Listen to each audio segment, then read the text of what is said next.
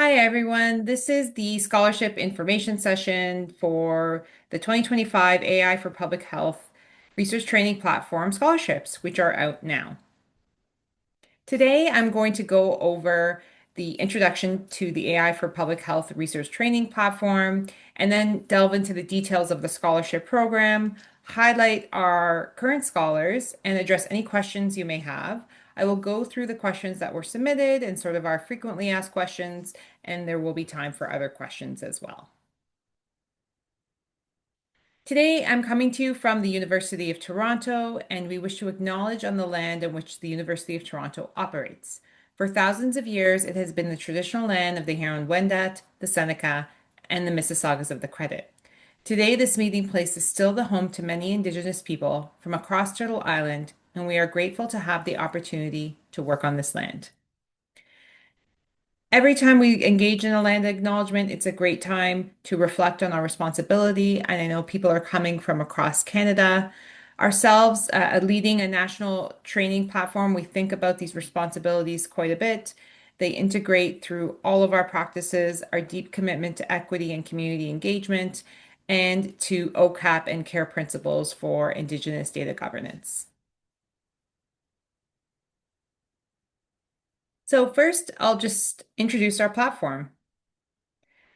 I co-lead the platform with many fantastic faculty from university across Canada.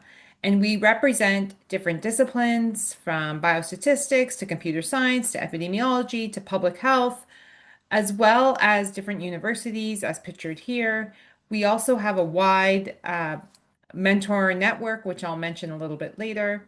And I also want to acknowledge Sarah Nayani, who's the AI for Public Health Program Manager on the call here with me today. So when we developed this training platform, we were responding to a call that was put out focused on building capacity in AI and big data skills for transformative change and addressing population and public health challenges, as well as how these tools impact health equity, which is at the cornerstone of public health.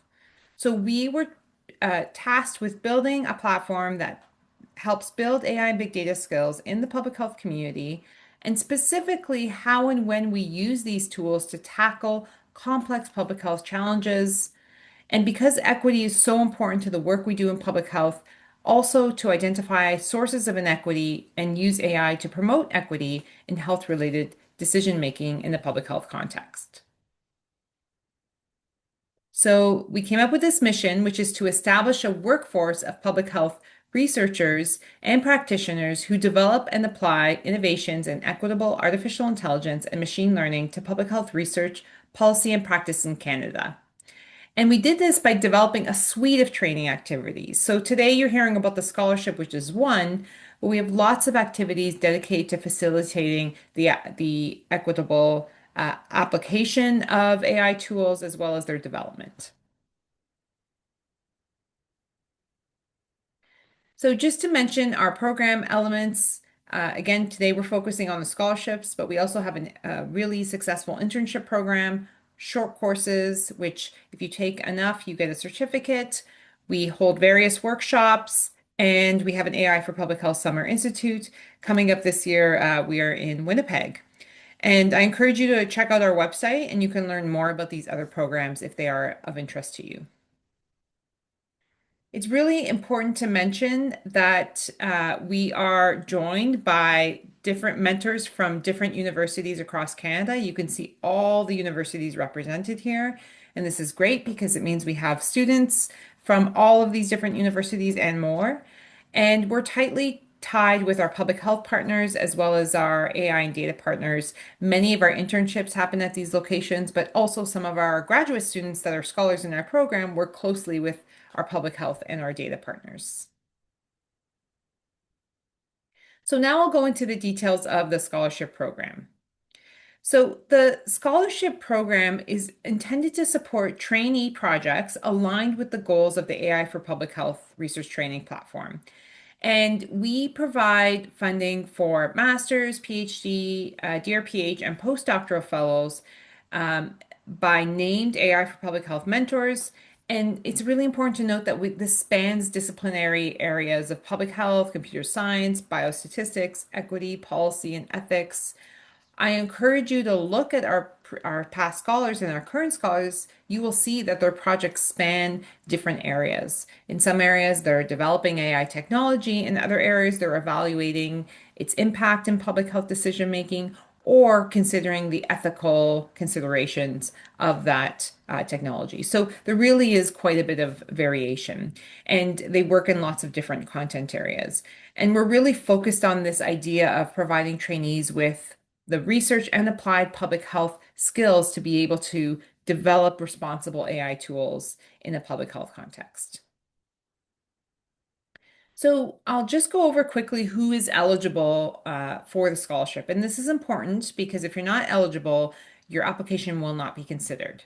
So firstly, I want to mention that AI for Public Health is strongly committed to equity and diversity and encourages applications from lots of individuals from all groups and all the people we represent in public health. And this diversification in our AI for Public Health Scholars Program is really important.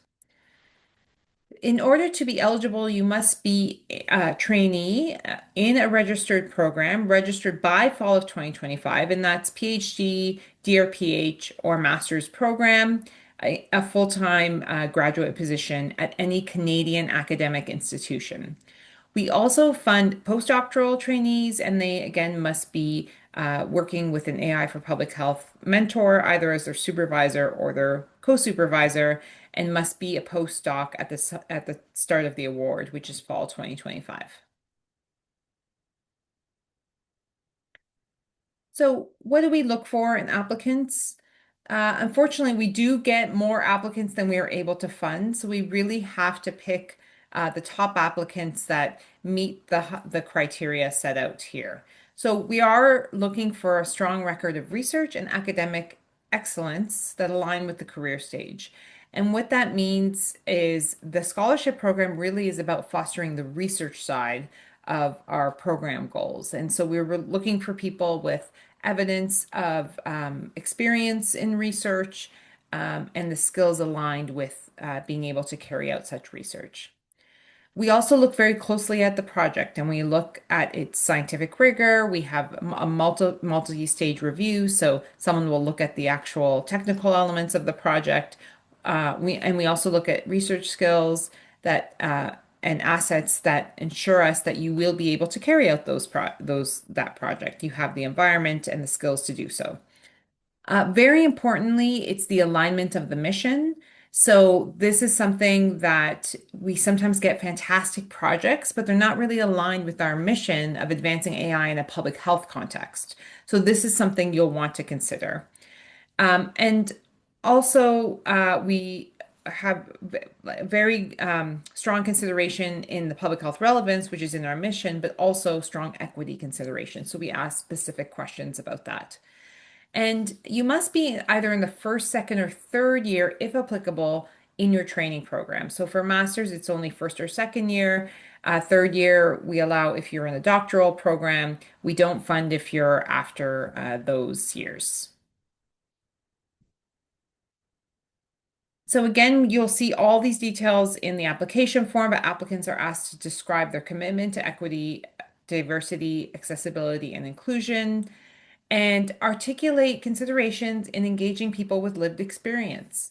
We have a community advisory board.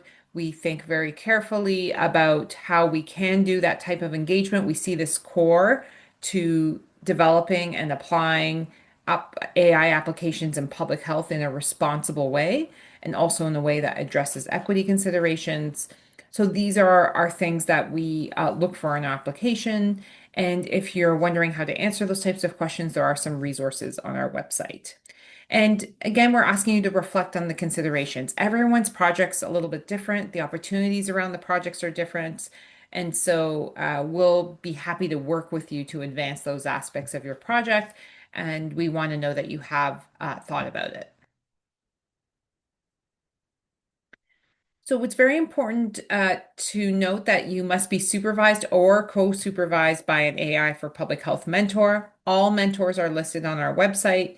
We have several mentors from all across Canada, um, and many, many individuals at different career stages, different skill sets, different programs of research. So we're confident that you and your supervisor, if they're not already a mentor, can find someone in there that aligns and act as a co-supervisor. When we look at your supervisors, what we're looking for is that they have an area of expertise that aligns with your proposal. Ensures your success in the project, a clear plan to integrate the trainee into their academic networks and the projects, and at least one supervisor must be based at a Canadian academic institution and permitted to supervise a trainee. So they're in a position where they're in a supervisory role. And I will say we do encourage co-supervision from different disciplines. So, for example, you might have a computer scientist and a social epidemiologist co-supervising you, or an ethicist and an epidemiologist thinking about ethical aspects. This type of multidisciplinary co-supervision works very well. It's not required, but these are the types of combinations that we often see. We'd like to hear what it is that each co-supervisor is bringing to the project and to the trainee's experience. In terms of the value and duration, the funding amounts for postdoctoral is a top-up stipend of $20,000. If you're a doctoral student, you'll get $20,000 or $9,000 if you already hold a Tri-Council award, that's NSERC, CHR, or SHRC. And for master students, it's $15,000, or if you already hold a Tri-Council award, you will get a $6,000 top-up. The funding is for 1 year, and there is an opportunity to renew up to 3 years. Renewal is not a given, but we do try to renew where we can. It depends on the pool of applicants and the amount of progress made on the award and what's left. So what do we expect when you become an AI for Public Health Fellow?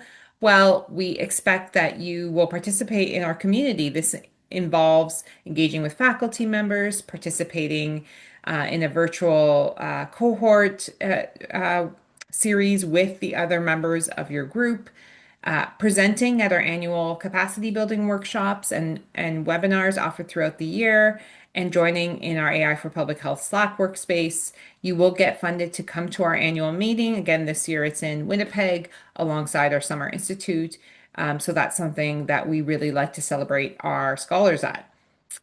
We ask that you acknowledge AI for Public Health in your funding for the work that you've done as part of the program, and also to submit an interim and final report. These reports are really important. We have to report back on all the funding that we've given, who we're giving it to, and the impact of that. So this information helps us achieve our reporting requirements and also helps us celebrate you. The more we know, the more we hear about the work you're doing, we can promote and we can share with others. And then lastly, it's to become an AI for Public Health alumni. We have a very rich alumni network, not just from the scholars, but from our short courses, from our internships. And there's a great community where that even though if they're not scholars anymore, they're still engaging, hearing about opportunities, funding opportunities, other networking opportunities exist.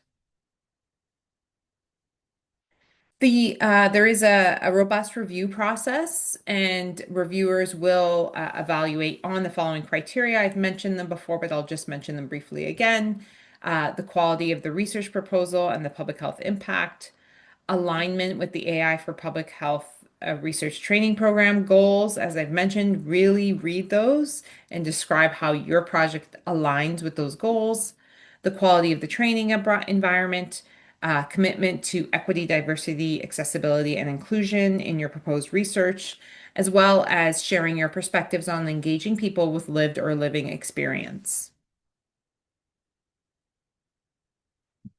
So these are our 2024-25 scholars. I will not go through them all. I encourage you again, go on our website, read about their projects and their backgrounds.